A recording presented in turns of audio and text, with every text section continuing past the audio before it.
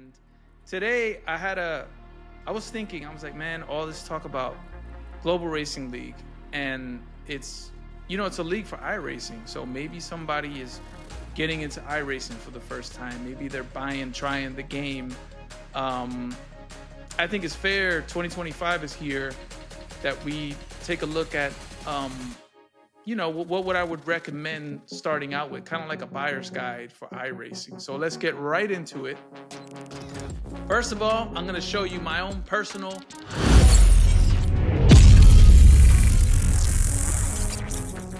Hello and welcome to the Chicane Podcast, where we discuss all things in the sim racing world. I'm your host, Jason Rivera, and I'm joined here by Mr. Eric Kelly and Jeff Smart. How's everybody doing today? Hey man, doing good. So hyped about the Sim Racing Expo. September cannot get here fast enough. I know. I'm so hyped, man. These days are dragging. I'm ready, man. I mean, I hate to wish the summer away, but yeah, ahead. September would be cool to be here. Yeah. And it's like a weekend, and then we go right back. I mean, it's especially out here. Yeah, it's gonna be a trip for a long weekend, but definitely worth it. Yeah, we're gonna bring a case of Red Bull. I'll spill it here, even though he kind of spilled it on our last video in the comments section. But Mr. Daniel Newman Racing will be joining the entourage, if you may. Yes. I booked mine. I'm officially in. That's it. We're fully booked. Everybody's the three amigos. Booked. Yes, sir. Ain't nothing stopping it, man. That's it. Ain't nothing stopping it. We will be there. Please, if you haven't yet check out the last episode we did. If you're just tuning in, we have a special promo code Chicane10 in all caps to get you 10% off, which is cheaper than F125, thanks to Jeff's advice, which is the greatest piece of advice I've ever heard in my entire life. Exactly. So EA, you could have had this money, but yeah, you chose otherwise. So, exactly. Well, let's do the weekly roundabouts. Eric, how was your week, sir? My week was good. I got to do a little more racing. I'm grinding to get to my C license. That's the new requirement to drive the BMW in the GRL, and also so I can start driving the Porsche. So that's really what I've been focused on. I haven't done a race yet.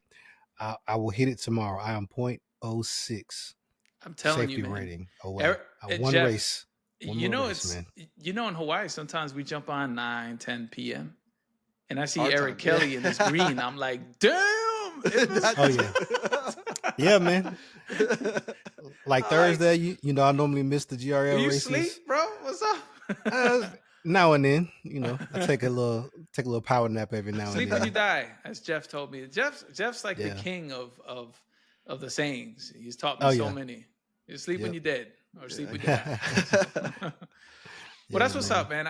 I really appreciate the determination. If anything, getting to the GRL sooner is going to improve you even further. It's going to make you better. That way, when you do jump in the officials at a decent time, right? So you get some rest, please. Yeah. You're going to destroy the competition. I know Mike from the Sim Racing Den has mentioned that to me many times. Like, hey, man, sometimes I jump in the officials right after the GRL race, and he's killing it on track. So, I mean, it's definitely helps racing with a group of people like that. So big shout outs again. That's like 3 episodes in a row. Global League Racing. Join it. It's free. You want to race shoulder to shoulder with us? The links are in the description. Go. And there's nothing stopping you. Just go ahead and check it out. So that's right. Now let's check in on Jeff. Jeff, how was your week, sir? Dude, it was good. For whatever reason, I did not have a lot of the tracks for the officials in iRacing this week. So I was a little bitter for some odd reason, but I'd been putting off a lot of stuff software wise, just kind of, the normal maintenance of your rig. So not a lot of racing, but a lot of kind of like upkeep around the rig. I moved some hardware around, some cable management, things that you kind of need to do, but you just, when you have a couple minutes to get in there, you just want to race.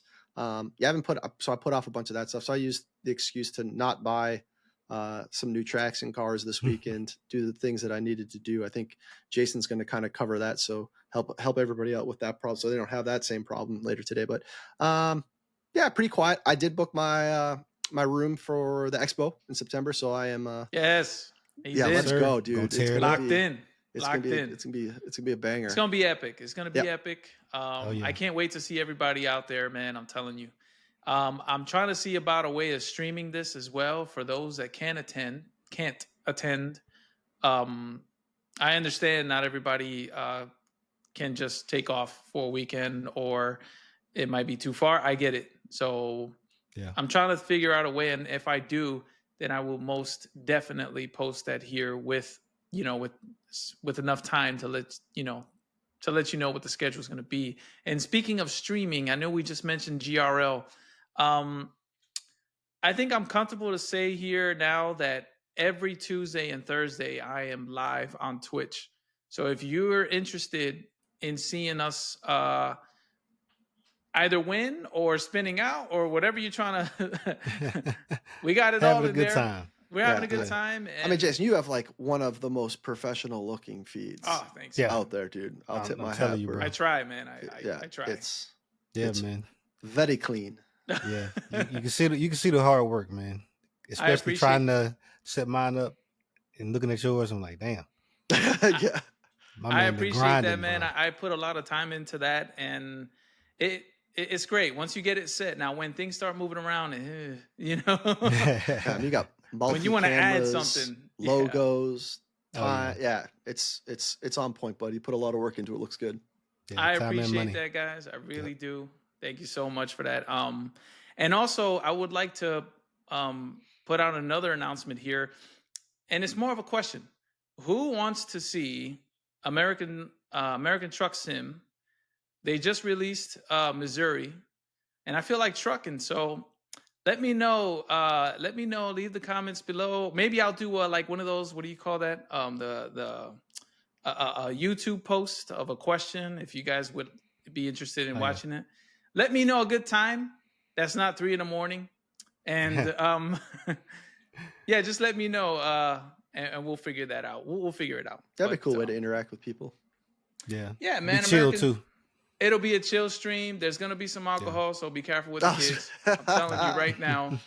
I'm heavily excited. I'm so excited to have you both and to see Eric for the first time. That you took me by surprise when you put that on camera. I was like, oh man, I didn't really. Yeah, I've known you for so long that I don't really. It don't feel like that. Yeah, it's like we see each other every week. Exactly. It's kind of like it's crazy. Exactly. Yeah, on a screen, but never in person. So that's gonna be dope. That's gonna be awesome. So yeah, man. Welcome DNR to the posse. Yeah. Yeah. Speaking of hanging out, we hung out Saturday night, watched the F1 qualifying with some cigars and a couple cocktails. Yep. Oh, man. That's for damn sure. And that was the highlight of the F1 weekend. Those cocktails were men cocktails. Let me tell you, they were pretty strong. Yeah, we hung out for the qualifying race in Suzuka, and it was great. The race was safe. Even the driver said it. Nothing really happened on track other than a crash. They went around the track 52 times. That's about what they did. That's about it. Yeah, I think the synopsis was.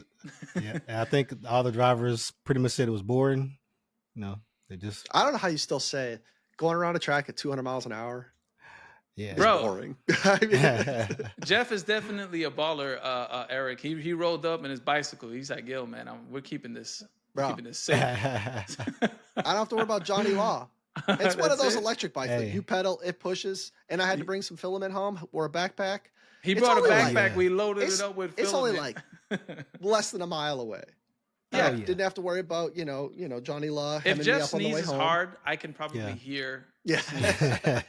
From him. So, well, I'm glad to see you guys again another week, and today marks the 50th Chicane podcast episode. We're not a year yet, but we're gonna have a little special thing for the year. But the 50th, I mean, is that's wild. It's crazy. Big 5-0. 5-0. Big 5-0. That's a big milestone. Most podcasts don't make it to 25, and then they say 50. So we're past 50. I don't think we're going anywhere. So no, not if we can help it. It's the highlight of the week, buddy. That's it. All right, guys. let's get into the main Let's do it. discussion. And today I was thinking, I was like, man, all this talk about Global Racing League, and it's a league for iRacing. So maybe somebody is getting into iRacing for the first time. Maybe they're trying the game.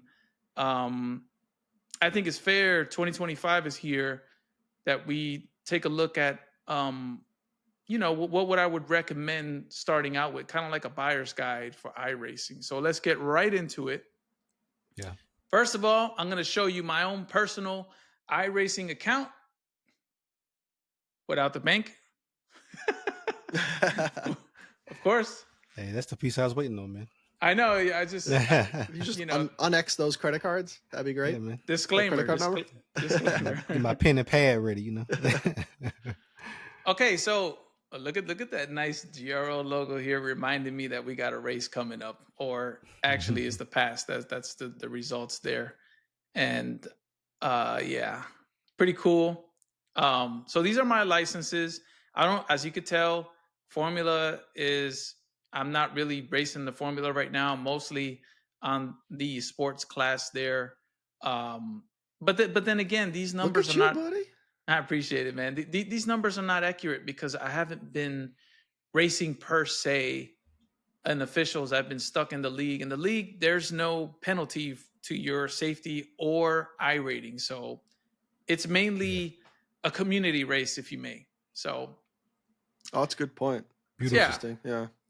So when you first jump into iRacing, you're going to have to make the decision. Either you're going oval, and oval is, I got a surprise for Jeff. Either oval, sports, Formula, dirt oval, or dirt road, which is like rally. So let's say you pick the sport, right? Because it's my favorite currently, and that's what we race on the GRL. And we do race Formula. Sorry, we do race F4s on the GRL. But this is the easiest gateway into the league and also into iRacing. And that's because we have a brand new car called the BMW M2, right? So let's go ahead and take a look at it. Yep. Little beast. Let's look at the CS Racing. And there's, well, I can't say there she is. It's still loading, but this is the web browser. So I don't know if it's going to load. I hope it does. Yeah. Oh, anyway, that'll work. That'll work. We're looking at car info, right? So here's the car.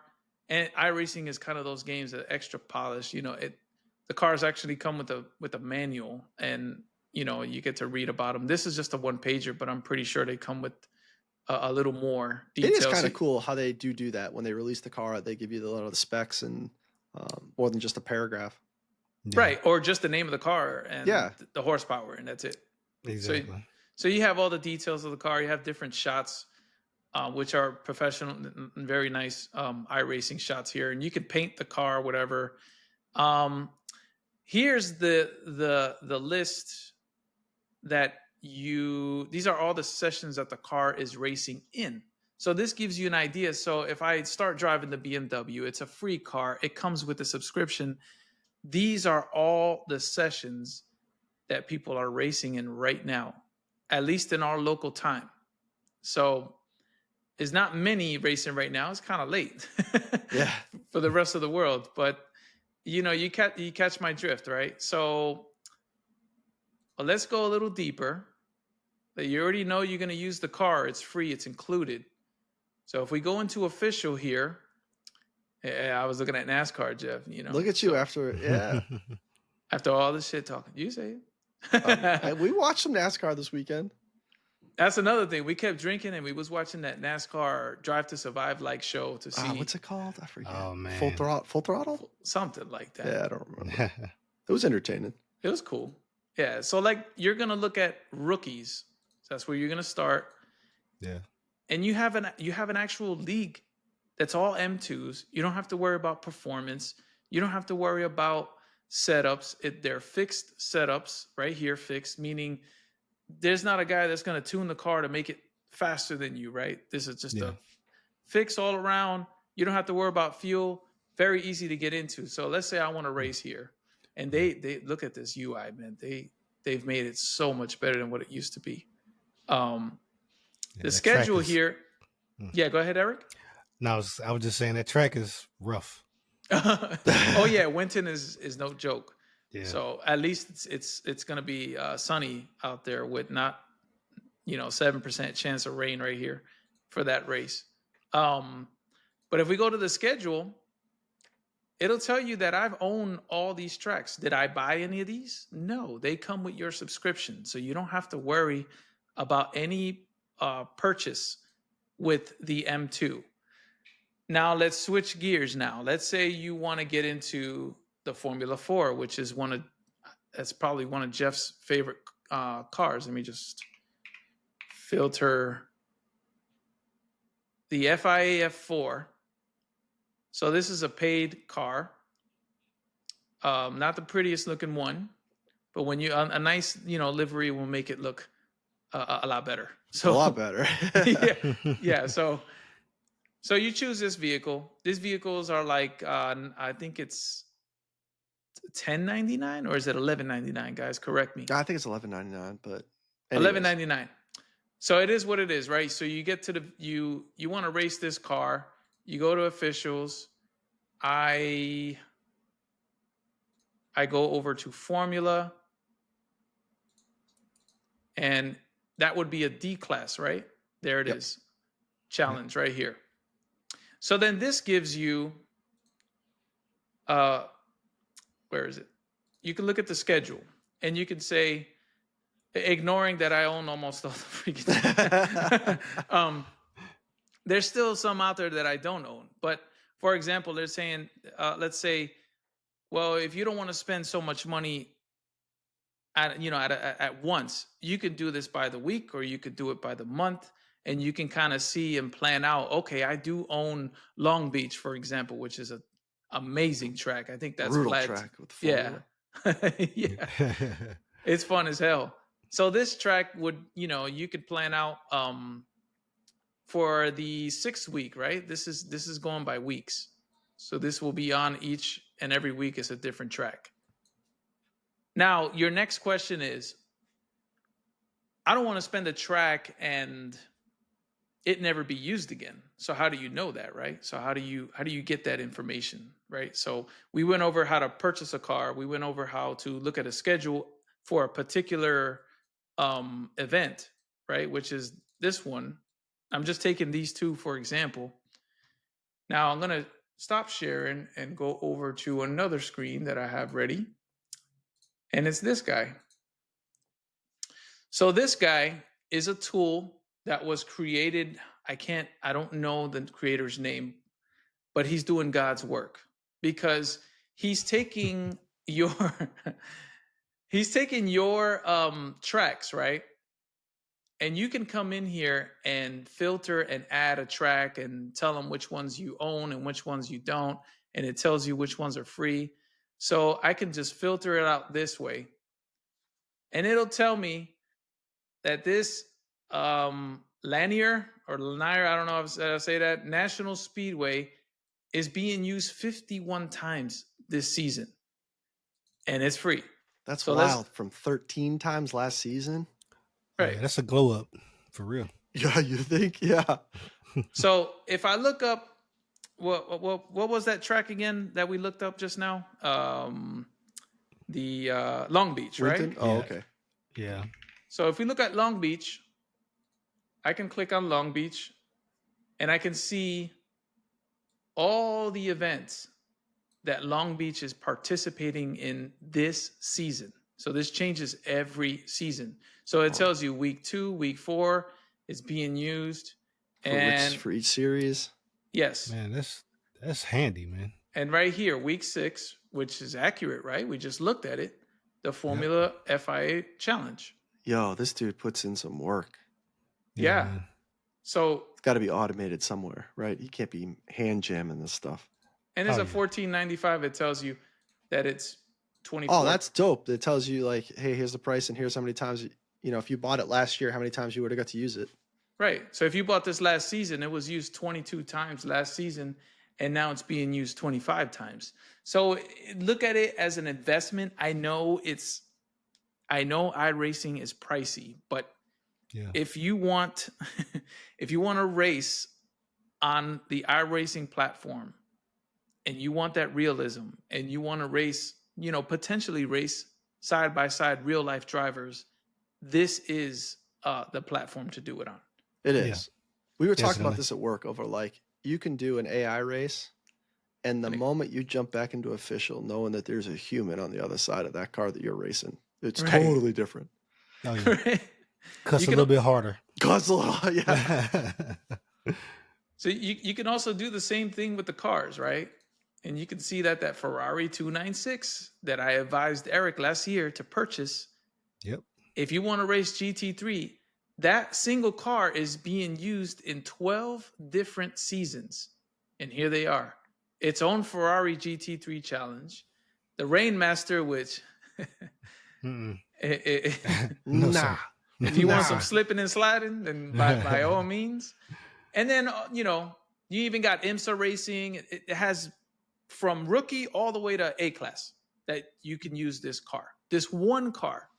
So it's, it's kind of, it's actually the most used car on the season right now, which is crazy. So you kind of catch my drift, right? This is iRacingBuyersGuide.net. You can take your data. You can, let me see if it lets me. If I click on my tracks, then you can, Oh, it you gotta automatically, yes. Oh no, it's got These the are the ones free that come with tracks. free with it. Yeah, okay. So you'd have these, to go in and enter your own stuff for what you have. You'd have to cross-reference. exactly. So if I went over to Long Beach, right? Where's Long Beach? Say I put Long Beach. And now I look for Long Beach. Like, for example, if I look at tracks again and I look at Long Beach, now it's highlighted in green, telling me that I own this content. So if you just take the time, look at your content. If you're new, obviously you're not going to have anything. But if this is year 2 for you for iRacing, or a few months in, and you want to figure out what kind of track, what kind of car should I be buying to get the most bang out of my buck, right? You go to your the official iRacing app, and you basically cross-check, look at my content, and then it'll tell you all the tracks that you own, and then you start marking them off here. And once you do that, this thing has cookies, and it saves to your desktop or your browser, so you don't have to do it again. And there's no account, there's no nothing, there's no ads. It's great. It's That's a great cool. tool. Yeah. That's rare. Very rare. Very handy. This tool is not new. It's been being used for years. And there's one more tip I'll give you, and I'll let. I'm not trying to spend. Here we go. Another topic of me trying to make you spend money. Trying to make you say. I'm trying to save money now. I'm trying to make you save. If Sure. iRacing is for you, if ACC is still a great game, I still get on there from time to time. There's other platforms if you don't feel like spending extra money right every month. Pay attention to the news, because sometimes cars go into legacy mode, and by purchasing those vehicles, it adds to your iRacing counter. Meaning, whenever you own 40 pieces of content, if they haven't changed this, 40 pieces of content gives you a permanent 20% off on anything else you buy from iRacing. So it doesn't matter if you buy 1 track, 2 track, 3, 4, you get a 20% off. So now they only discount in threes. The 3 for 10, I think, what is it? 4 for 15 or something like that. Yeah, I don't remember. I always try to do Yeah. 3s because of it. You try to do 3s, but there's going to be a point where you're going to get close to 40, right? So these cars that are sunsetting, iRacing will tell you, hey, if you bought this Mustang, supercar, whatever, and we have a new Mustang coming out replacing that, I go ahead and I buy that Mustang, the legacy one, because iRacing will credit the money back as long as the purchase is within 90 days of the content being releasing. So just a tip. And don't crucify me if they change that rule. Just pay attention. Just pay attention. It's out there. Yeah. And I want to give a big shout out to Vlad, aka VLad, for letting me know this tip. Saved me a bunch of money, and I got some free cars that I can mess around with. That's an extra car, even though it's not being raced. I can still use the car, if I want to. Yeah. And that's my take on an updated buyer's guide for iRacing 2025 as we stand. So yeah, that's awesome, man. Kind of a refresher for me, because I remember when I first started, you were kind of showing me all the ropes of iRacing, and I need to go back to that site and start tracking some of my purchases, especially with me tonight moving to the C license. So tonight. Yeah, that's happening tonight. So damn, getting up man. out the rookies and looking at some different cars and stuff. I can't GT3 wait, dude. stuff. I can't wait for the screenshot, Jeff. The screenshot is coming, or the video. Who knows? Whichever one comes first. But it might be a little of both, man. This is gonna be fun. But I guess, do you have? I know you recommended the Porsche. I mean, not the Porsche, the Ferrari 293. 296. GT3. I mean 296 GT3. We talk about the BMW, right? I know it's free, but it's labeled a rookie car, but you gotta tame that mug, man. I think. So do you have any other like recommendations if you're a rookie trying to get going? So here's my take on it. I think if you can drive the BMW, then you can drive the faster cars. And that's what everybody wants, right? Nobody wants to be stuck in rookies. Yeah. Unless you enjoy the BMW and you want to join the M Sport because they have their own league and stuff like that. I say just stick with the BMW and learn it. It's going to be messy. It's going to annoy you. Yes. It's going to spin. She's going to scream. She's not going to stop. But if you can tame that car, then you learn something, right? Why choose the easy way out? That's my opinion. That's why I think people are so quick to learn to get out of rookies. And I was guilty of it too. But it's funny, you don't learn it until it's too late. But so even on the Formula side, I drove the FF 1600 or 1600 FF in rookies. And you're so quick to get out of that damn car because it does zero downforce and it's slow. You breathe on it the wrong way and you get an incident. Still a great car. But it teaches you like fundamentals of driving. So there is something to be said about learning and mastering the car that you're driving in rookies. Right. Learning to drive without the aids is what we're talking about. Or it doesn't have to be ABS and TCS. It could be downforce. It can be weight trend, all these topics, right? And Jeff, thank you so much for mentioning the F1600 because the FF 1600, because that's the car that I would recommend to start in the Formula, or the V. But the V is another one that if you downshift it wrong, if you yes, it will turn you up sideways, man. So, but then it's kind of like you have this sense of appreciation for it because it's like, I struggled to get out of here and now I earn my spot in a faster vehicle in a faster class. I'm ready for the Super Formulas. Let's go. Straight in the Super Formula. Straight to Super Formula. Yeah. Now, I want to put jump from that car to the F4. Yeah, and I want to put this tip out there. I know we talk. I don't talk it. There's a lot of smack talked about GT7. But if you are trying to dip your toe into the iRacing waters and you're in that V or that BMW, don't give up. That's all I'm gonna say. Don't give up, because it's a learning curve, but it is, like they were saying, it is satisfying. When you get your first win, like Mr. Kelly. Yeah, you get that first win. And you get a certificate, man. What other game spits out a freaking science certificate? I've never seen one. Exactly. I know we're paying for it though. Yeah, exactly. I paid for that certificate. We got my money. I got my certificate. Yeah, but to y'all's point, you feel like you're driving a machine. They're all different. They have different tendencies and things they like, things they don't like. You really kind of get into the mode of like, this is my car, like this is what I'm driving, and not that I'm gonna stick to it like that, but you learn it. I think you're learning racecraft in it, right? First is you're learning it just to keep it on the road, but right as you leave rookies, you're starting to feel like, oh, I can not take the fast line and still go quick, or I can, somebody is on the racing line, I can go off the racing line, still be fast to pass them, and you're just slowly learning racecraft with it. Yeah. And I know Formula for damn sure teaches you how to lift too in the turns instead of always mashing the brake, which is the regular GT car.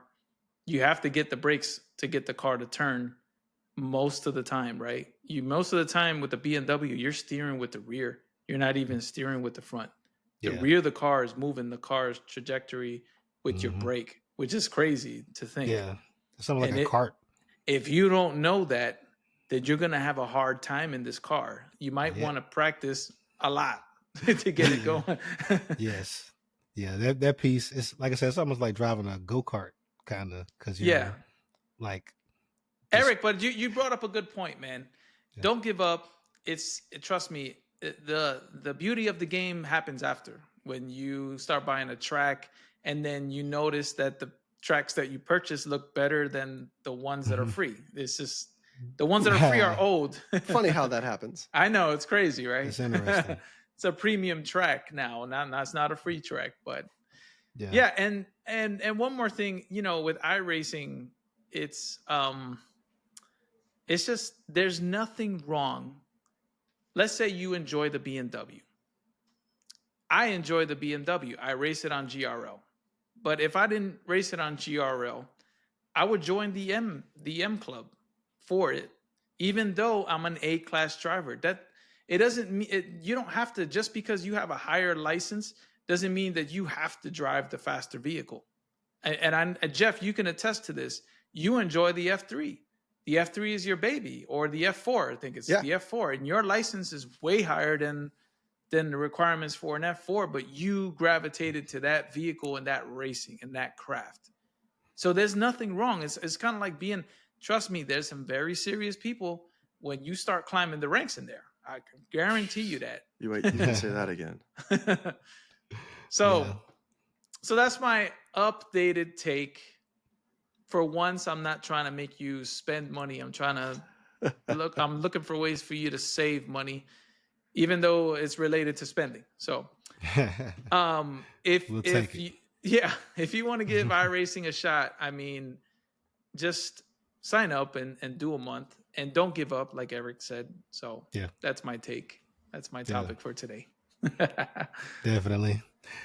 But yeah, I'm gonna have to go on that site and get my stuff uploaded. Bookmark it. It'll be in the description below. And if anyone has questions, please email the show at thechicanepodcast@gmail.com or comment. Sir.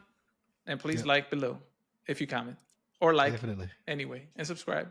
And hey, click that bell too. That bell does something. Yeah, share it out. Tell your friends. Tell your mom and them. Yeah. All right, man. So who's up next, Eric? What we got today, man, for you? Yeah, man. So, we talk a lot about iRacing. Our respect and appreciation for it is through the roof. But there are other ways to race, some more controversial than others. And I was going to stick to just talking about the newest console that was revealed, the Switch 2. But I think just in general, racing on consoles is going to become more and more popular. And it seems like the developers for these simulators are taking notice of that. Specifically on the PS5, we got Rensport coming, AC Evo is coming to the PS5. You already have ACC and Assetto Corsa on there, and so they got me to thinking with the new Nintendo Switch 2 that's coming out. Obviously, you think about racing on there, you think about Mario Kart. But they actually had some, but the original Switch, I can't speak to how well it ran, but they actually had some racing titles. They had WRC, they had, I think F1, the NASCAR 25 game has already. That might be the only way there. I drive F1 is on a switch on the airplane or something. That's what I do. Man, I have a what you call those? A Legion Go. Yeah. And I have F1 installed there because that's how I would. Yeah, it's better than nothing. Yeah. Yeah. If I'm stuck in an airplane, hell yeah, and I need my fix, let's go. Let's go. Let's go. Yeah. Lights out and away we go. No, so to y'all's point, even like for me, I don't have a mobile console, but doing remote play on the PlayStation with my phone and the backbone controller. If there's a new track, when I was like kind of going hardcore on GT7, if there's a new track out, I might just pop that out just so I can learn the track, use my phone and the backbone, just kind of go around the track, not trying to be the fastest, but just getting familiar with it before I actually hop in the car. But to your point, if you have nothing else, the Switch 2, if you're not familiar with the specs, it's got some respectable specs. So the new display does 1080p in handheld mode. It does VRR, HDR10 up to 120 hertz. They say suppose it's going to have 12 gigs of RAM. You got 256 gigs of storage, a custom NVIDIA GPU. So the performance, I think, just for handheld might be there. And with the console, being targeted more for sim developers, I think it'd be interesting to see if that becomes more commonplace, right? I mean, Nintendo definitely has their share of the market, the gaming market. Yeah. But there's one thing that turned me off from the Switch 2. Mm-hmm. And that's the $79.99 per game that I can't get behind. They're coming out of respect with this price. And especially at the price of the console, they want $450 for this thing. Yeah. If we're going to, cheddar. Yes, I can dare say I can build the PC with $500 if I'm careful. Yeah. And you guys know I'm not careful. But if I really, if I'm no careful, truer words. You can't take it on the plane though. You can't take it on a plane. This is true.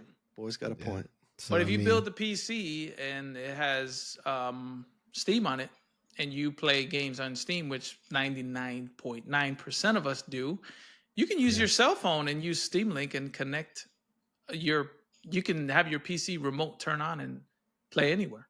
Just you need a decent internet connection. And nowadays, flights, Starlink. We got Starlink, man. We got full bandwidth on the plane. I'm telling you. It's just this whole Hawaiian out here is standard with Starlink now. So it depends. Okay, we're being a little too biased, right? With that. A little PC bias. I'm being biased. Me, Jason. It depends. If my life revolved around travel like that, then I guess I don't have time for racing. I don't have time to do any of this stuff. Then, I would be invested in something. That's a good point. It's a valid point. And out of curiosity, what does your Legion Go cost, just for comparison? Because I know it's a beast. I bought it on sale, so I paid $499 for it, and it has Windows 11. It has it's a beast of a machine, 8.8, 120 hertz. 120 hertz, and it has VRR on it.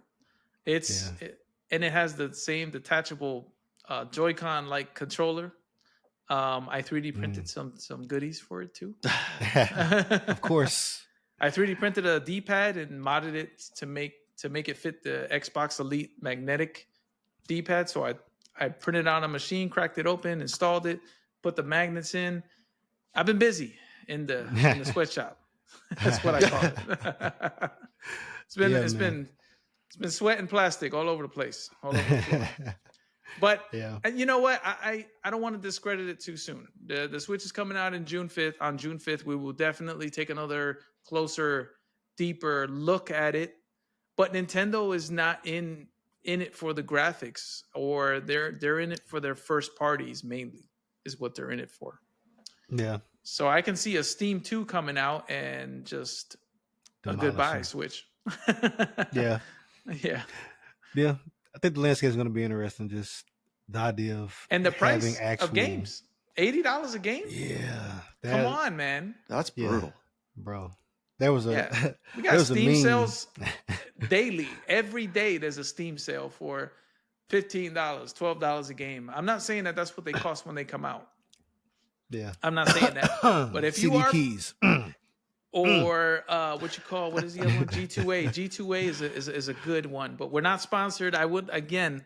Yeah, I'm looking we're for open. you. I'm looking for you. We are open. We're open.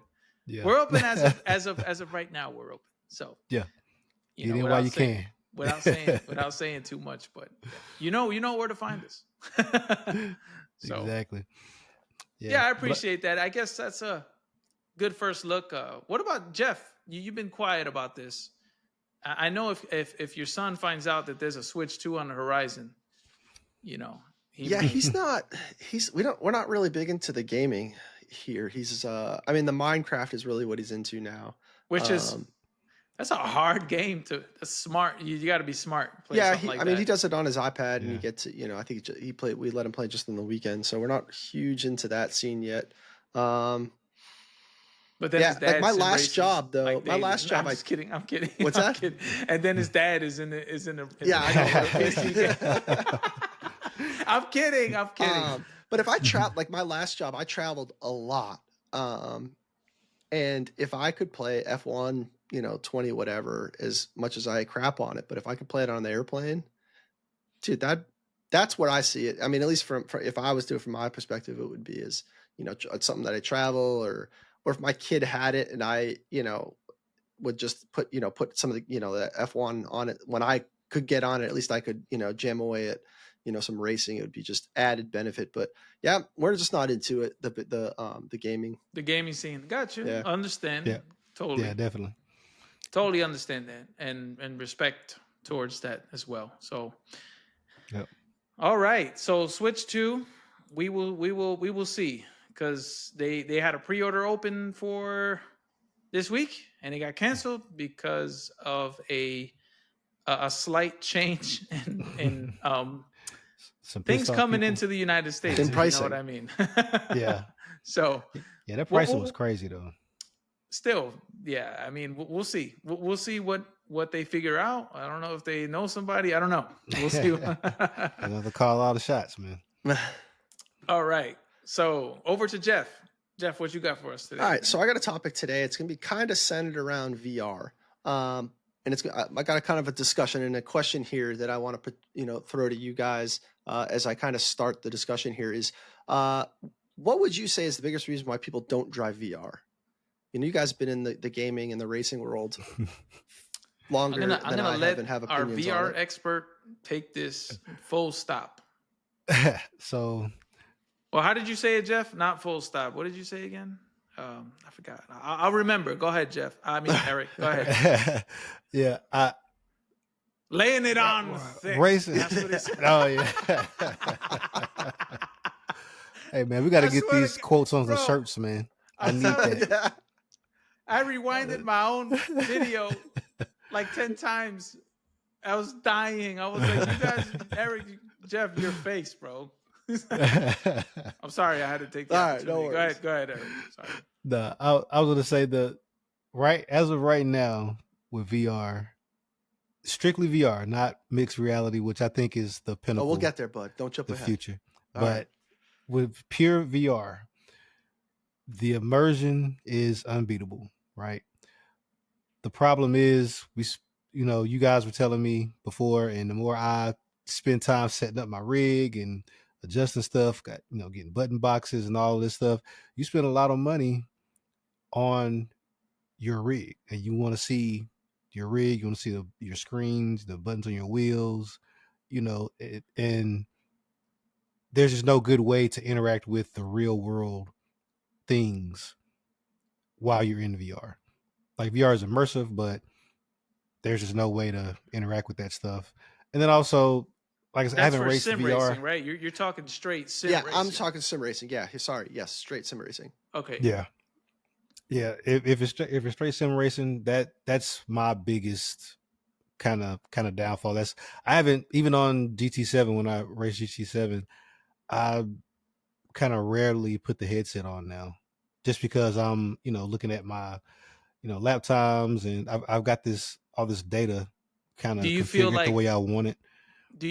you're becoming more competitive in a way by doing that and relying on the data more than it sounds like you rely more on data than you've ever before, right? That Definitely. you're actually seeking it. Like where is Ye- all this stuff in GT7? Then you found the engineer. Yeah. You're trying to bridge the gap. Yeah. That's a good You point. know, Yeah. Yeah. Trying to I'm bridge the watching you, gap. bro. I'm watching you. Yeah. That's true. The data definitely helps. And then to a certain extent, the I guess the consistency and the comfort. So with VR, you can get into the same spot, but I don't know. It's not like being in your rig the same exact way every single time. The screens are the exact same distance Right. every single time. Um, That's a good point.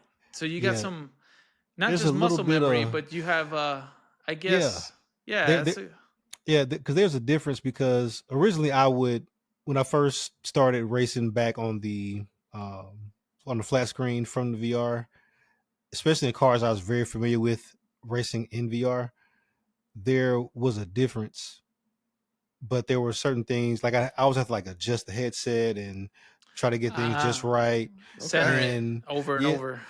yeah, and throughout a race, you don't have to worry about things kind of adjusting, and that's specific to the PSVR 2 because of the small sweet spot on it, which I know like the Meta Most of them Quest are like that, 3. bro. Honestly, most of Yeah, them. and then like the comfort thing too, like you know they get hot, especially if you're in a rig for a long time trying to do a long race.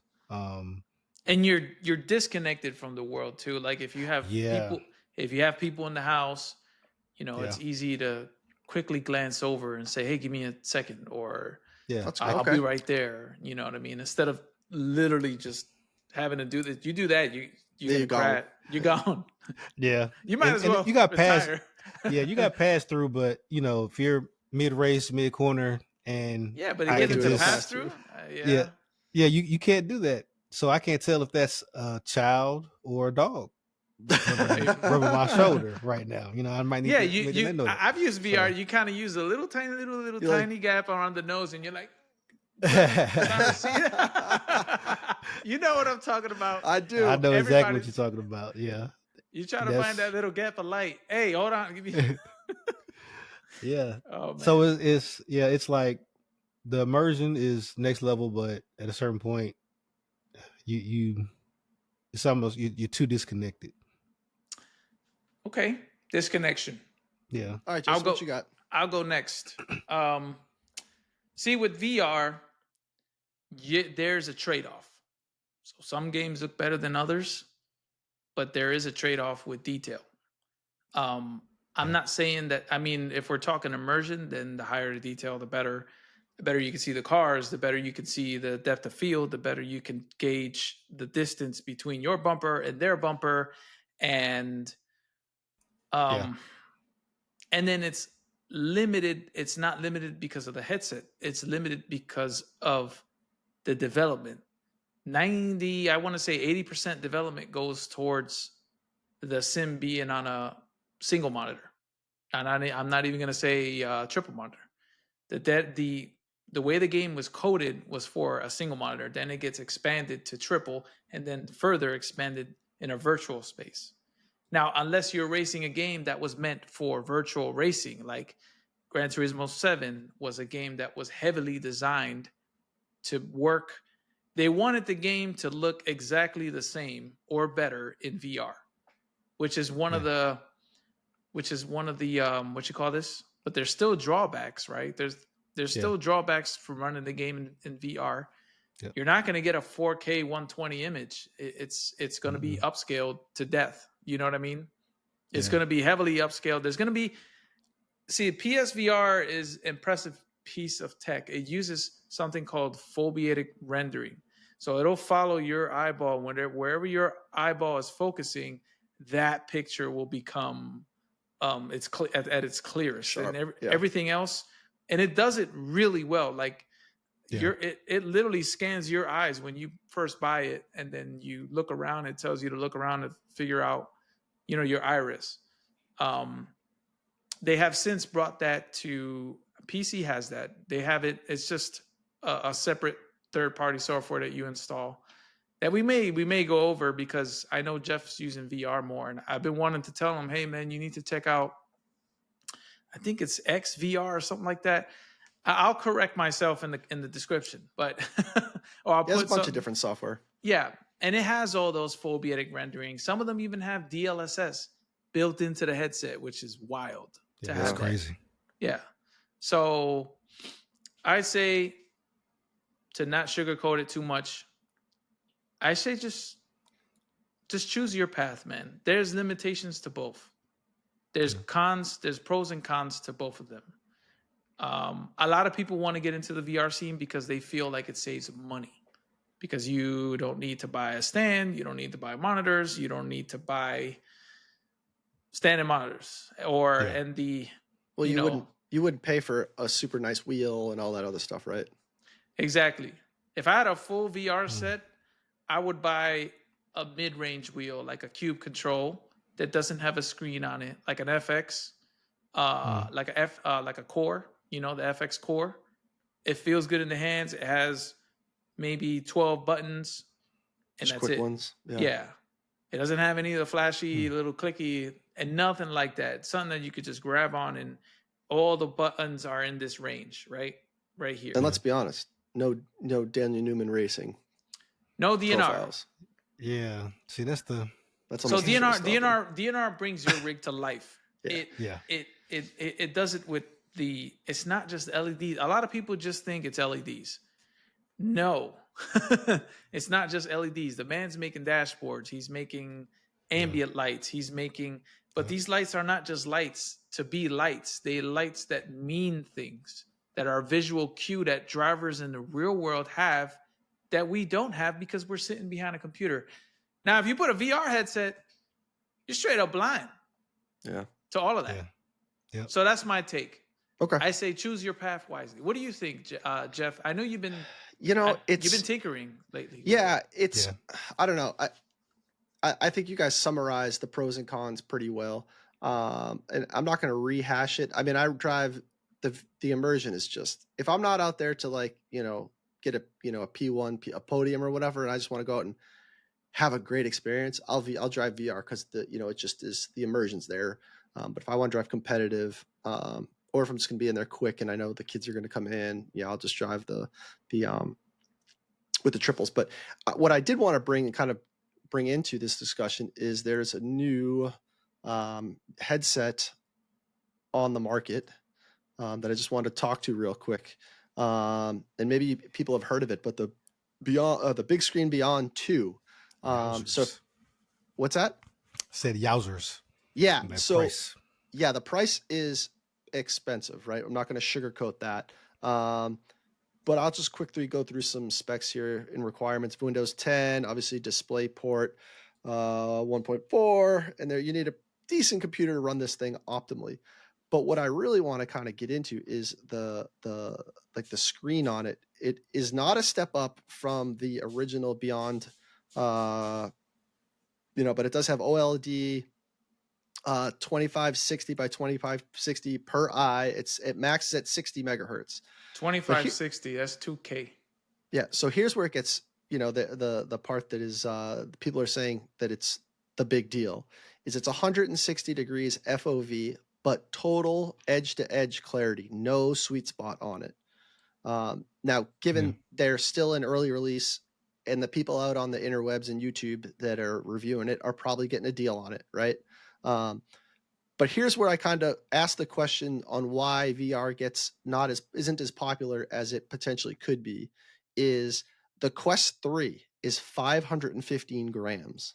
Any guesses on this one? You can probably see it on the screen somewhere. 127. To this one? Wow. Yeah. That's super light.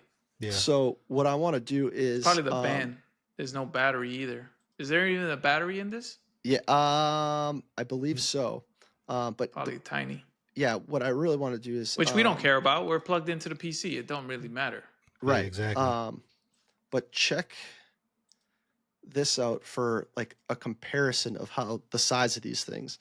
So you can see them there in the front there, the clear one and the orange lens compared to some of the more popular VR headsets. So when we started talking about, longer races, this might be, if your only downfall is the weight on your face and the sweat, then this potentially could be something that you think about. So Yeah, it I'm not here to reduces the say footprint that it's significantly. the next best thing out there. Everybody videos that I've watched are saying that the FOV is awesome and the clarity is fantastic.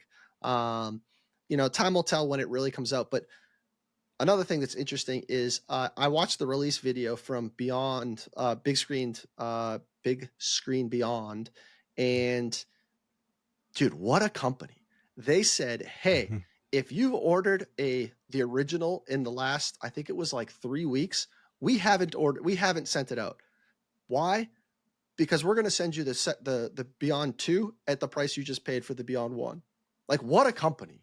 Nice. Yeah, that's nice. I'm glad that it's the 2 because the 1, I looked at these and I've heard that there were comfort issues with the first one. So hopefully that got resolved. Yeah, it is.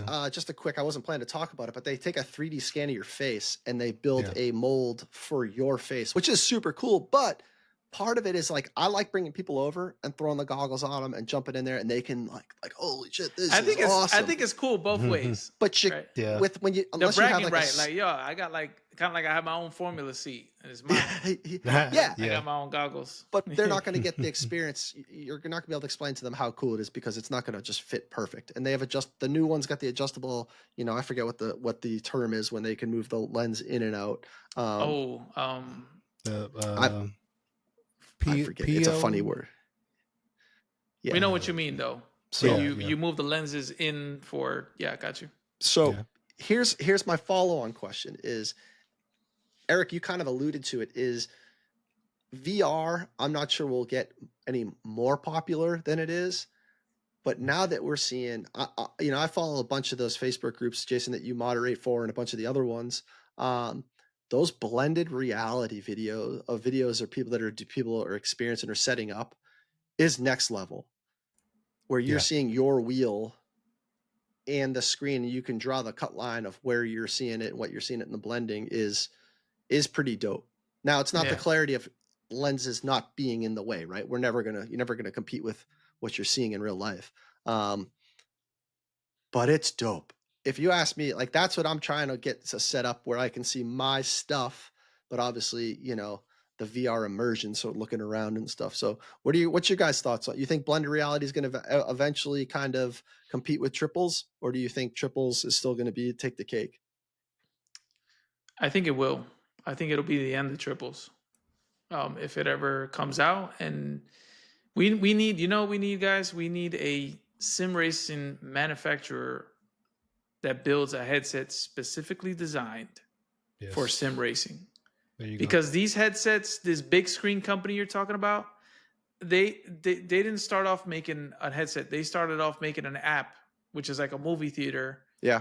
That you can go and watch free movies, which I'm guilty. It's kind of cool sitting in a movie theater with 100 inch inch screen, and then you got people around you. It's kind of creepy. So the Beyond, the first one, is popular in the sim flying, the flight sim. Excuse me. Yeah. Yeah. Why? I don't know. It seemed to be everyone I watched was a flight sim dude. Especially DCS. 100%. DCS. You're flying fighter jets and stuff. You can fly. And anything. If it's got wings, it'll fly. And some things without wings. And I will tell you this: if you're flying and doing combat, specifically combat in the air, you're not doing that on triple screens. You're doing that in a VR headset. There's no way you're. Because you need full 360. You need full 360. In a car, it's cool to look at the roof and look at the sticker on the dash and, look at the shifter down here. But when you're racing, your eyes are on the horizon. Yeah. It may be left, it may be right, maybe looking in through a turn, but it's a very smooth flying, bro. You're looking up, down, behind you. Missile lock. Oh, shit. Yeah, you're looking down at your gauges and stuff, and yeah. Yes. Yeah. So I think that will be a huge market for them. But again, we need a company that can come out with, I think Pimax is the closest one that's trying to make that crazy FOV that's like damn near wraps your entire face. Yeah. And because their focus is gaming. These guys' focus is a light headset that you can lay in bed with and watch a movie. It's not really... Yeah, or just wear for a long period of time and do different tasks, so big, like work man. and so stuff big. like that. That is interesting, though. It's just the price might be a tad yeah, I mean, up there. Here, I can share something real quick to kind of give you a comparison of what you're getting. I have one other one I can show real quick to compare. One of them had eye tracking, right? Or something. Oh, yeah, cool, it did. cool. So here's the new the crystal lenses coming out this summer, I believe. And this ain't cheap either, dudes. No. Yeah. You know? No, it's not. But it's doing full 4K, right? Per eye. I believe so. You're probably right. So that's a data point, right? But anyways, more stuff for people to do and to pick and choose from. Options, right? Everybody loves options and competition. So right. No, this is great. It's just they got to mount like a night vision camera that you go. Oh yeah. And it comes back down, and the weight's on your forehead and stuff, not like your nose. You can ask Eric. Me and Eric, Eric and I we would play the mini golf game in VR. Like I join his room and we be playing golf. And I can see Eric's. I can see Eric's hand going like this. Yeah, because he was drinking. Hey man, you can't go. See you the can't. drink, but you can see his hand going like that. He's like, hey, you gotta have a drink if you're playing golf, no matter what the form, man. I've tried so many ways to hang out with my homie, and it's finally happening in September. Dude, we were in VR playing golf. And you can see Eric looking at the. Gotta line it up, man. Gotta line that shot up. Yeah, I'm like, you going 9 irons? Amateurs. All right. Yeah. All right. Well, that's a great topic, Jeff. I mean, it's good to see that there's more options out there, and hopefully at the expo, we may be able to try these things, huh? Dude, I hope there's got somebody with a. I hope that blended reality figured out by then. But I don't know about that, man. Listen, that's a little minute off. That's. Let's start with a VR headset over there and the newest. Well, you know what, Jeff? What?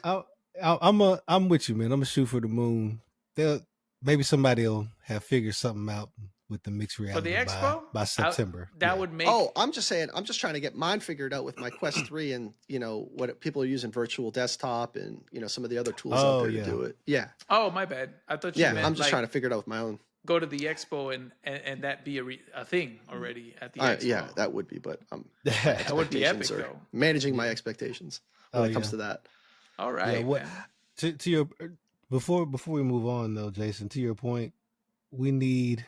I don't even know if we need a sim like manufacturer to make a headset, but we need like the sim hub of VR for sim racing. Yes. Like we need somebody that just kind of pulls everything together. The capabilities are there. The hardware is the same. Everything is there for it. Yep. Yeah, but just something that ties it all together. Yeah, and that's a hard market. That's a hard market to sell to people because most of us are invested already into monitors, and monitors are becoming cheaper and cheaper, and they're coming affordable. Like easily. And sim affordable. Racing is a small niche, and then VR in sim racing is even more. Another, of a niche. Yeah. Like a stack on top of the other. Yeah. But it's that time. Yes, sir. What time is it? Well, wait a minute. We have a little bit of a modification this week. It's kind of a special that I can't wait to hear because track of the week is every week. Every week. However, today Jeff has something special for us, so I will hand this over to him so we can get underway. Jeff, what we got this week, man? All right, dudes. So this track of the week is dedicated. There's a lot of people, when Evo was coming out, there was a lot of people like, oh, this is going to be the best because there's open maps and open worlds that you just get to drive around in. There's a lot of people that love the like the no hesi servers.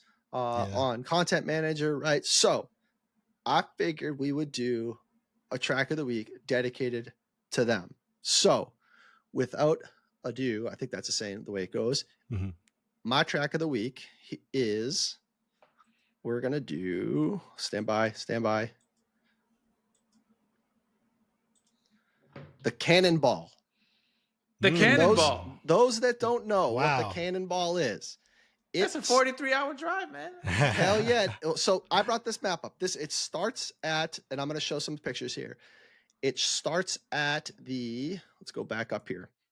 You'll see it on the left there, the Red Ball Garage in Manhattan, New York. Okay. The most random street. I'm telling you. Yeah. So I'll get into why A it little bit of starts traffic. there. Oh, it does. That's part of the race. And it ends in the Portofino Hotel in California. I don't know why it ends there, but I do know why it starts here. So I'm gonna give Let's a little hear story. it, man. I'm excited for this one. What's up? This is kind of the story of how drivers. So first of all, please, we're about to see some times in real world driving from New York to California. Please, we have to say that, we do not condone speed racing. Please drive the speed limit, all that other stuff. But now that we've said that, let's get into the times for disclaimer. The disclaimer gets into across the country. So we're not responsible. Don't try this at home. Real life, no hezzy server. This is exactly what this is. So, all right, ready? This dude, small picture. In 1903, the first coast to coast, the first cross-country drive from San Francisco to New York, he went backwards, was completed in 1903 by George Adams Wayne on a 1904 California Motor Company motorbike. Anyways, it covered 3,800 miles, and it took him, gentlemen, 51 days. Sheesh. Right? He had a 10-gallon fuel tank or 5-gallon. I got the picture here. So imagine being on that thing for 51 days. Man. Damn, bro. So a name by Edward George Baker. What's that? He's trying to have kids or not? He trying to have kids, done huh? with that. Yeah, those days are long gone, bro. He left those in California. So a man named Edwin George Baker, whom everyone knew as Cannonball Baker. It'd be interesting how he came up with the name Cannonball, but that's probably for a different podcast. Set the coast-to-coast record for driving a car across the country from New York to LA in 1933. Baker spent the majority of his career prepping for it by riding transcontinentally on a motorcycle at the time, and the roads he drove were entirely unpaved. So this is him, and then here's the car that this dude drove. Oh, man. How did the tires make it? Damn. Dude, right? He drove it in 11 and a half days. That's pretty impressive with unpaved roads. Yeah. So in 1933, Baker attempted his last coast-to-coast drive across the United States, completing the trip in 53 hours and 13 minutes. To understand how impressive this time was, remember, 19 years earlier, it took him 12 days to do the same thing. Wow. Unlike his previous record, this one he didn't have an official timekeeper, so it's an unofficial record. All right, gentlemen, here's where it gets interesting. So we're going to move to this one. So we're going to move forward a little bit here, but this is where we start to get into the interesting stuff. In 1971, 38 years after Baker's unofficial record, Brock Yates made the race, the Cannonball, a household name. He called it the Cannonball Baker Sea to Shining Sea Memorial Trophy Dash. Yates, this is what the senior editor for Car and Driver magazine at the time, Brock Yates, Steve Smith, and Jim Williams set out from New York City in a 1971 Dodge Custom Sportsman van known as the Moon Trash 2. The Moon Trash. Moon Trash. All right. I'm going to read a little bit here. A little bit of history. The unsanctioned street race was held in 71, 72, 75, and 79. It began in New York City and in Darien, Connecticut once, and ended at the Portofino Inn at Redondo Beach, California. In the perplexing spirit of Cannonball, this race was both famed as a celebration of the U.S. highway systems and, my favorite part, a protest against strict traffic laws, specifically the 55-mile-an-hour speed limit enforced on major highways. Especially in California. Bro, these guys were like, middle finger and, did their own thing. So the rules were that you made your own rules. In March of 71, Car and Driver featured an article Yates said that the parameters of the cannonball were as follows: all competitors, will drive any vehicle of their choosing over any route at any speed they judge practical between the starting point and the destination. The competitors finished when the lowest time elapsed is the winner. So they used to do it in all one go, and you could take any route. On November 15, 1971, these two gentlemen drove a Kurt F. White Ferrari Daytona coupe to the finish in 35 hours and 45 minutes. Notably, only 53 minutes faster than the second place team. That's wild, huh? They only beat the second place team by less than an hour. Half of the teams that started got speeding tickets. That was my next question. They're not following traffic rules, are they? So, no. They're wide open. I mean, look, they got Porsche. They got Porsches. Yeah, they ain't going 55 in those. So you guys seeing the pictures as I'm changing them here? Yep. Okay, great. All right. So picture 7 or we're looking at the Porsches. Yeah. Right so the reason that they chose the Red Ball garage is because that's where Car and Driver kept all their cars that they were doing articles on and tests on. So that's kind of a cool story. They just kept them all there and like, well, we got to start somewhere. Might as well start at our garage. So in 1975, Jack May and Rick Carley drove the Ferrari Dino in 35 hours, 53 minutes at an average speed of 81 miles an hour. So think about that. It's one thing to drive 81 miles an hour for 35 hours, but think about it. When you stop and get gas for 10 minutes and you're at 0, to still claim 81 miles an hour. So here's a cool story for Yates' vehicle on this run was one of the other dudes drove a Dodge ambulance with a Magnum 440 engine. An ambulance? Because they were like, oh, if I'm driving an ambulance, I'm never going to get pulled over. Within moments of his departure, the ambulance broke down and needed repairs that took more than an hour. Needless to say, he completed the race, but it was nowhere beating the record. And while Yates used the disguise of an ambulance, another team simply put a cooler inside their Jaguar XJS. When pulled over for speeding, they said, "We're rushing to save a child's sight, officer." They were both physicians, but the context of the cooler was a pig's eye. This is the God's honest truth. What's going on, bro? That's hilarious, man.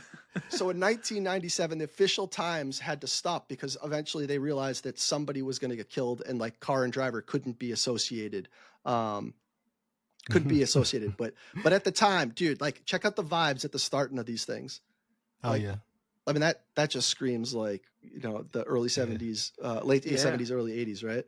Oh yeah. Now what you about to do this weekend? I'm about to drive 100 miles an hour across the country, baby. Till I hit empty. Then I'm gonna put some gas in it. Keep going. Okay, so this is where we start to get. And back then, you didn't have tolls, right? I'm assuming there was no toll road back then. In the 70s. Dude, it must have been wide open, especially cutting through the country. So I'm going to kind of dig into a little bit of that here, but all right. Okay, so we are on 1980s. In what would become the final, so eventually they stopped naming it the Cannonball and called it the U.S. Express. Basically, same thing, just different name. Doug Toner and David Diem beat the Cannonball record. They still use the same records, taking the win in 32 hours and 7 minutes. And that record stood for 20 years. Damn. Man. So this is why I brought this one up. This dude, Turner and Diem, were the first people to use a plane as a scouting tool during the drive. Because of that, their attempt was met with some scrutiny as people believed the plane was the use of cheating. Yeah, definitely. Dudes, they had a plane. They had a plane that would fly ahead of them and be like, "Yep, no cops, just hammer down, keep going." And they just did that. But the plane, like a little plane, can't just keep going, right? So it involves some logistics to keep doing that. Yeah. In 1983, the U.S. Express ran into a roadblock, literally crazy, and figuratively, a literal police roadblock where the Cannonball movie was released in 1981. The police were suddenly very aware of the underground racing scene. Oh, it got out. Yep. Yeah. So as good things, all good things potentially come to an end. So after that, they started coming up with some different classes. The Transcontinental Motorized Vehicular Tournament of Efficiency and Endurance. This one's cool. It's called the 1904, is the unofficial race that goes from, you guessed it, New York City to California. The catch, you have to what you have to do to drive in this class of vehicle is that it costs no more than $2,904. If you didn't know, it's 2,904 miles. That's where they come up with the 2,904 Oh, dollars. okay. All right, so that includes the vehicle, fuel, food, and tolls and repairs. And if you get any tickets, you have to stay under that to be considered, eligible Legitimate, for yeah. So Man. there's a picture of. So if those that follow VinWiki on YouTube, he is a super big into this. He has some unbelievable stories. This is him getting ready to go as the Blues Brothers or something like that. But anyways, follow him if you want some more stories on this. So here's 11. So this is where like technology starts to get involved. With the end of the U.S. Express, the Cannonball Run became an individual endeavor with the single teams making the run to try to break the overall record. So they went like randomly throughout the time.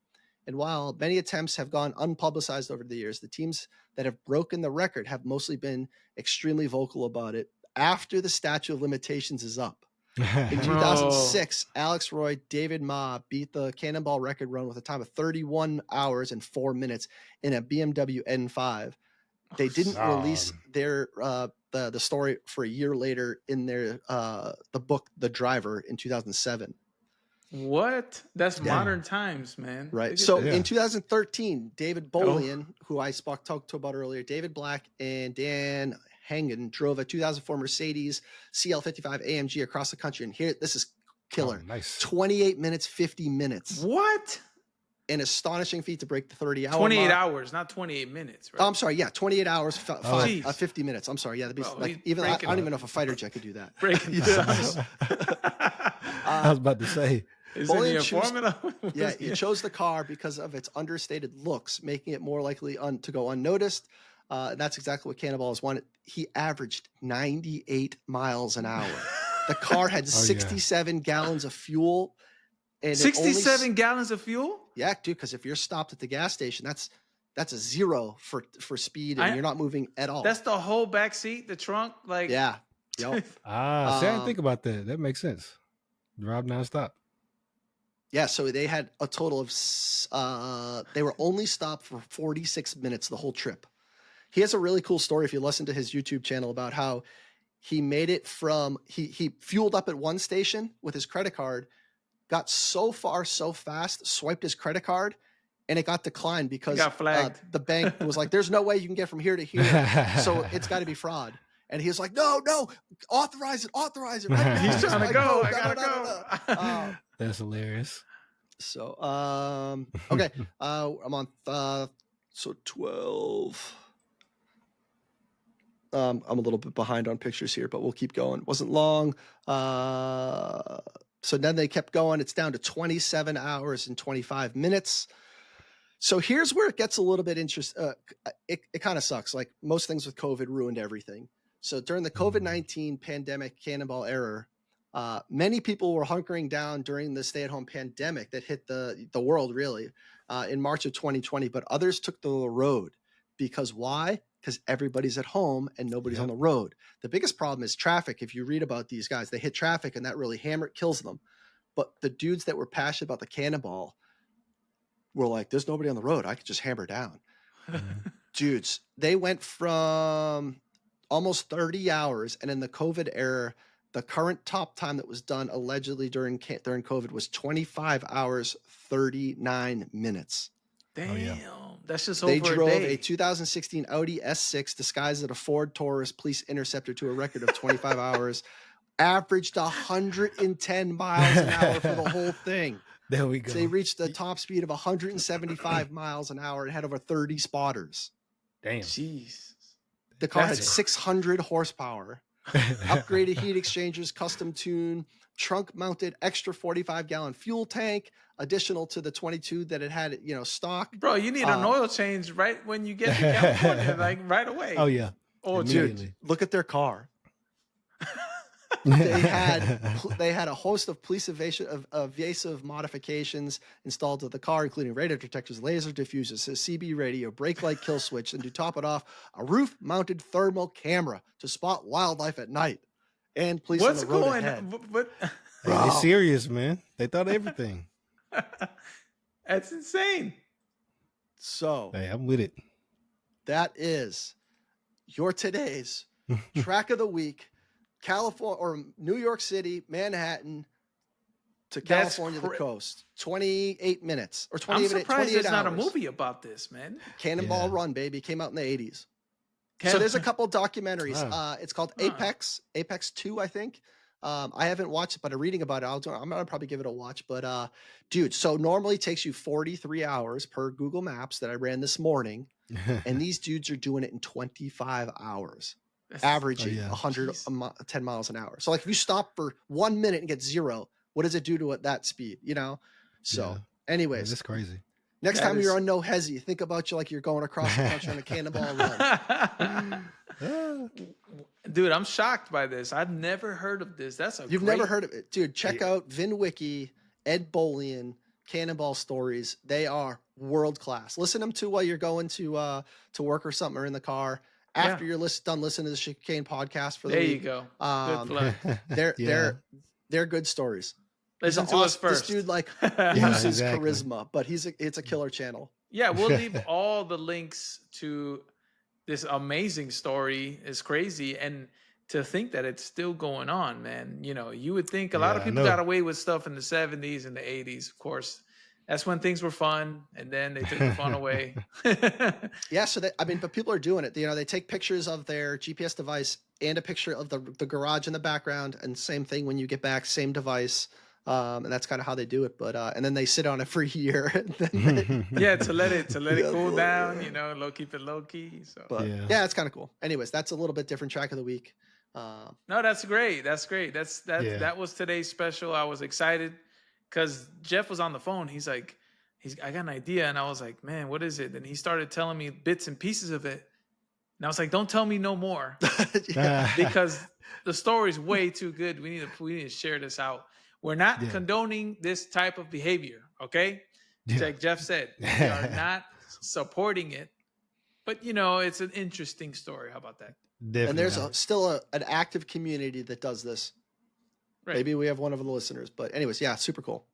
Man, he won't tell us. Maybe until a year out. So we'll let you know in about a year's time. All right, gentlemen. So we have reached the end of our show, if you may. I will like to do a shout out here. We got some emails in, and I don't specifically know the order, so I'm going to let you guys, I'm going to start with Eric. I think there was one addressed to you specifically, so I'll let you take that one, please. Yes, sir. So this email, the title of it says, for Eric, SimMagic 3D printed, and it's short and sweet. But I appreciate it. I'm going to put my sweatshop to work with this as soon as we get done. But it's from Harry M. And he says, hello, Jason, Jeff, Eric. I'm not sure if you guys have a Discord, but in a recent episode, Eric showed his quick disconnect wheel stand. Would you be able to pass this version along to Eric, as it is much easier to remove, as you can just lift it on and off? I replied to this make with pictures of the GT Neo and round wheel, and I'm going to pull this up and show a picture of it, because if you guys haven't seen mine, try to grab it without knocking everything off.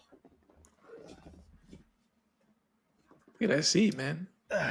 Yeah, so this is mine. I've got my little round wheel here, SimMagic, and it has the little quick connect hub. It's got the little spots for the ball bearings in it, but you actually have to, actuate the quick connect. It's on there. To get it on and off, which, it's your wheel. You like that security, but to show just real quick what Harry M's design is, which I'm going to print immediately. It's this guy right here. So if more filament, there it is. Hey, look, more filament, but the fact that it just drops in, you slide it in. I'm like, Giggity. That's Giggity. There you go. You and these that's ads, what I man. Like. Listen, this is Thingiverse. This ain't me. Ain't got nothing to do with this, man. You know what? You ain't got that on the Bamboo Lab. Send feedback. That's right. All right, but huge shout out to Harry M. Appreciate you listening and taking the time to send the email, and appreciate you, helping support our 3D printing habit. Yeah, definitely. So Jeff, Yeah. which one would you like to go over, man? I got two more, which is kind of cool when they come in threes, right? All right, dudes. I'll take the next one from Skeets. So today, after watching your podcast, thanks for the watch there, buddy. My FSR2 wheel arrived. That's a sharp wheel, man. That's Yes, a good looking sir. wheel. Hell yeah. My start was the Mazda R5 with the wheel at Sugo. I could not go under. I'm assuming that's 130. When I installed the wheel, my times dropped to a crazy 126.6. All right, my man. Wow.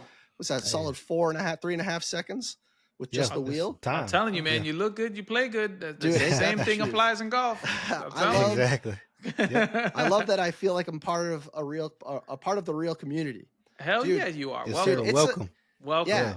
And I hear you, dude. When you get that wheel and it's one that you've been looking at and you're like, you just get it and it just speaks to you. Especially the one like I think yours has got the monitor on it and everything, the screen on it. Yeah. Oh, you're like, I might not go faster, but I'm gonna feel faster. Yeah. In your case, Skeets, you're obviously dropping a couple seconds with the wheel, so good for you. And I'm sure telling you, by the man. time you're hearing this, you're probably down to maybe the 225s and change. So good on you, There buddy. you go. Keep crushing it. You're part of the community. Thanks for letting us be a part of your community and your experience sim racing. Yeah, welcome, Awesome, man. Hey, you're Yeah. welcome. You're more than welcome to this community. And even so, man, you should join us at the Sim Racing Expo. We have a 10% off if you would like to come and hang out and feel even bigger, part of it, even bigger. So we'll get to meet you in person and welcome you personally to Yeah. the sim racing community. It's here and it's here for everybody. So that one touches my heart. Good on you, and you're improving your lap times. That makes the purchase 1,000% worth it. Justifiable now, right? Justified right now. Exactly. Yep. But Looking it started good with and- they gave it to me, and now I needed it. So, all right. So I'll take the final email. And again, I really love. This is my favorite part of the show, is reading the fan mail. This is my favorite part of the show. We have a third email come in this week. I'm gonna butcher this. Koenigsegg, the car fan. Oh yeah, Koenigsegg. Yeah. Koenigsegg. Yeah, Koenigsegg. wicked expensive ones. A nice, beautiful car that I can't afford. Hello, Jason, Jeff, and Eric. I have been watching you guys since last September when you guys started to dive into some iRacing episodes. Really been enjoying tuning in each week throughout my day. Thank you so much. I used to play a lot of Forza with my dad when I was around 10 years old. And then when I became 13, got myself a Fanatec setup and a basic PC so I could play Assetto Corsa, chasing a more realistic feel, right? So far, so good. After about 4,000 hours, how did you get... That escalated quickly. Hey, he said he's 13. He said he's 13. So okay, so once he about got 4,000. So about 4,000 hours on Assetto Corsa. I sold my simulator a couple of years back. Now I'm building a new one with triple monitors and Sim Magic. Eric, that's going to speak to Eric right there. Yes. As he pets his Sim Magic wheel. Currently planned out most of my PC and figured I would rock a 7800 X3D with a 7800 XT, assuming all AMD, right? That's both AMD, which is a great build. A great build, by the way. Yep. GPU, but have no idea what to look for with a motherboard since I plan on having a lot of USBs and want to make sure I have some headroom and not buying the bare minimum.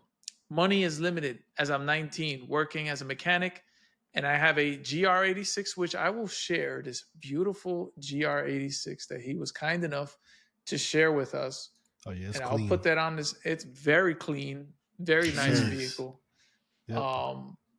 A nice backdrop too. I like the backdrop, man. Nice picture, buddy. Yeah, that's what I was gonna say, man. The photography skills are there, man. I mean, that looks like it's like AI faked good. It's that good. Yeah, man. Yeah, so he has a nice GR, spec car and stuff like the wheels. Very nice, super clean. Yeah, I like the trees. I'm trying to guess where this is at, but he says I like to take to real events and modify. Hopefully, you guys can give me some good insight on PC building and how to set up multiple monitors to work together. Apologize if I said a lot. No need for apologies. But I really appreciate what you guys do. I really appreciate what you guys do, and you guys do a good job at it. And I hope the podcast is able to continue to grow and receive the love it deserves. Thank you so much. Thanks for Also, the kind words. Yeah, appreciate super that, kind.